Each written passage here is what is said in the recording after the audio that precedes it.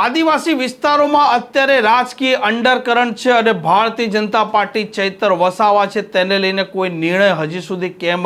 નથી લઈ રહી, તેમનું ધારાસભ્ય પદ છે તે પણ અત્યારે લટકેલી સ્થિતિમાં છે અને જે પ્રકારે હવે આદિવાસી લોકો ચૈતર વસાવાને સમર્થન કરી રહ્યા છે અને આવનારા દિવસોમાં ડેડિયાપાડામાં શું નવા જૂની થવાની છે તે મામલે જ વાત કરવી છે। વૈષ્ણવજન તો તેને કહીએ જે પીડ પરાઈ જાનાને રે। નમસ્કાર, આપ જોઈ રહ્યા છો નવજીવન ન્યૂઝ અને હું છું આપની સાથે તોફિક ગાંચી। ભારતીય જનતા પાર્ટી અત્યારે તેલ જુઓ અને તેલની ધાર જુઓ તે નીતિ તરફ આગળ વધી રહી છે, કેમ કે ચૈતર વસાવા આદિવાસી વિસ્તારોમાં એક મોટો ચહેરો છે। આદિવાસીના મુદ્દા તે આક્રમકતાથી ઉઠાવતા હોય છે, જળ જમીન અને જંગલના મામલે તે આંદોલન પણ કરતા હોય છે, ભાજપ પર તે વરસતા હોય છે અને જે પ્રકારે તેમને સજા પડી છે અને તેમના ધારાસભ્ય પદનો નિર્ણય લેવાનો છે ગુજરાત વિધાનસભાએ, પરંતુ હજી સુધી તે નિર્ણય લેવાયો નથી અને અત્યારે ભાજપ છે તે ચિંતામાં પણ મુકાયું છે, કેમ કે જો ધારાસભ્ય ચૈતર વસાવાને લઈને કોઈ નિર્ણય અત્યારે જાહેર થાય તો પછી સંભવ જ છે કે રાજકીય રીતે ભાજપને નુકસાન થઈ શકે અને આવનારા દિવસોમાં હવે આમ આદમી પાર્ટીના ગોપાલ ઇટાલિયા, ઈસુદાન ગઢવી સૌ કોઈ ડેડિયાપાડામાં એકત્ર થવા જઈ રહ્યા છે અને આ મામલે નિરંજન વસાવા શું કહી રહ્યા છે તેમને સાંભળીએ।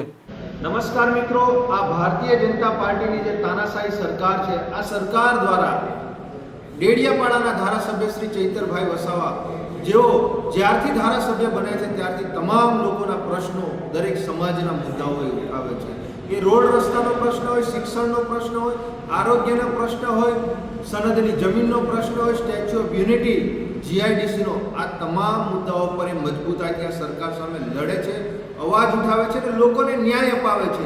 એ જ આ ભારતીય જનતા પાર્ટીના જે નેતાઓ છે, આ સરકારને એ ગમતું નથી। એના જ ભાગરૂપે એમની પર ખોટી એફઆઈઆર કરવામાં આવી અને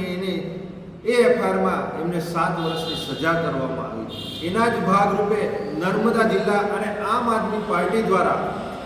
તમામ નર્મદા જિલ્લાના તમામ ગામડાઓમાં ઘરે ઘરે જઈ અને ચૈતરભાઈના સમર્થનમાં આ એક કાર્યક્રમ રાખ્યો છે, જેમાં તમામ ગ્રામજનો દ્વારા અહીંયા આગળ સહયોગ કરવામાં આવશે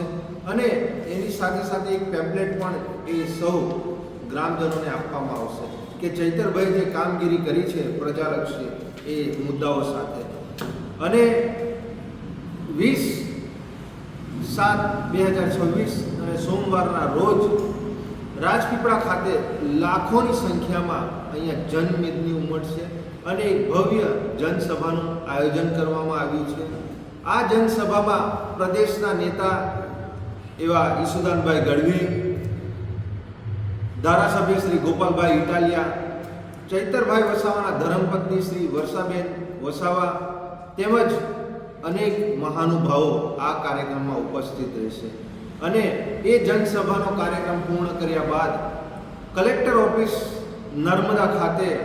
આવેદનપત્ર આપવામાં આવશે, જેમાં લાખોની સંખ્યામાં જે લોકોએ ચૈતરભાઈના સમર્થનમાં સહીઓ કરી છે એ લોકો અહીં કલેક્ટર સાહેબશ્રીને આવેદન આપશે, જેમાં રાષ્ટ્રપતિ, રાજ્યપાલ અને મુખ્યમંત્રીને સંબોધીને કે ચૈતરભાઈ પર જે ખોટી એફઆઈઆરો, ખોટા કેસો કરી એમને ફસાવવામાં આવે છે, એમનો અવાજ દબાવવામાં આવ્યો છે, એમને વહેલામાં વહેલી તકે ન્યાય મળે અને પ્રજા સમક્ષ ફરી એ આવે, એના માટે આ ખૂબ મોટો કાર્યક્રમ અહીંયા થવા જઈ રહ્યો છે। તો આપ સૌ આગેવાનશ્રીઓ આ કાર્યક્રમમાં જોડાઓ, આ ઝુંબેશમાં જોડાઓ અને ચૈતરભાઈના સમર્થનમાં લાખોની સંખ્યામાં તમામ નર્મદા જિલ્લાના તમામ સમાજના લોકો આ સહયોગ કરી જન સમર્થનમાં ભાગ લો એવી આપ તમામ આગેવાનશ્રીઓને અમારી નમ્ર વિનંતી। આ પ્રકારના સમાચાર માટે નવજીવન ન્યૂઝ ચેનલ સાથે જોડાયેલા રહો। નમસ્કાર।